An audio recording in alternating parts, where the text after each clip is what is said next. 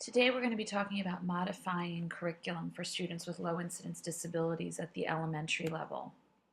Our focus population is students who have low incidence disabilities, but really more specifically have IEPs with very carefully created, specially designed instruction.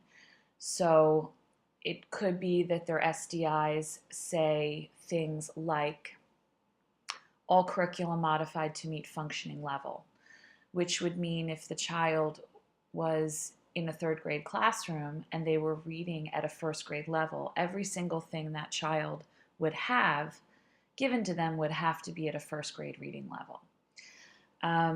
Other things might be functional curriculum. You might see that, which means that the purpose for the child has to have a functional life skills approach. You may see SDIs that say things like child is included for social reasons and work towards individual IEP goals and is not responsible for the general education curriculum. So that might be a student who takes the PASA, the Pennsylvania Alternative Assessment Test, and is working off a parallel curriculum versus the actual general education curriculum. These are the types of SDIs that you might see for this population among hundreds of others that would lead you to believe that you're going to be modifying in a different way. And when I say that, I think when we think of modifications, a lot of times what people are actually thinking of are accommodations, word banks, taking a choice off of a multiple choice, making a test shorter, making font big, chunking a test. All of those are really more accommodations and not really and truly modifications. So it's important to know the difference between those words.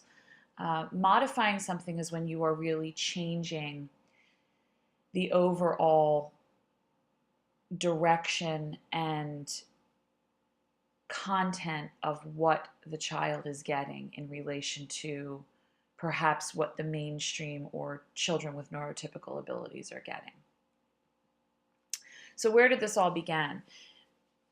Our latest big case was Gaskins versus the Pennsylvania Department of Education, which was settled in 2005. And just a side note, it's interesting that this was a large civil action lawsuit settled in Pennsylvania. So while this lawsuit impacts the country and education at the federal level, it definitely was a home case.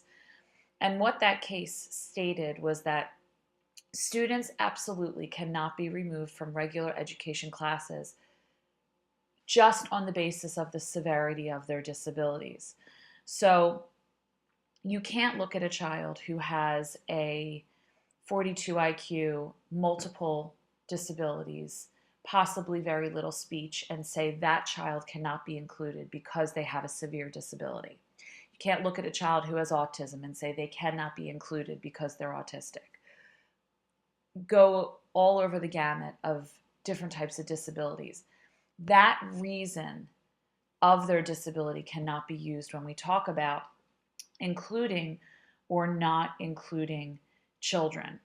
And when students with disabilities need specially designed instruction, it is the obligation of the school district and every teacher involved, every staff member involved, to assure that the child is getting their IEP and thus evening the playing field, that that child is able to participate in regular education.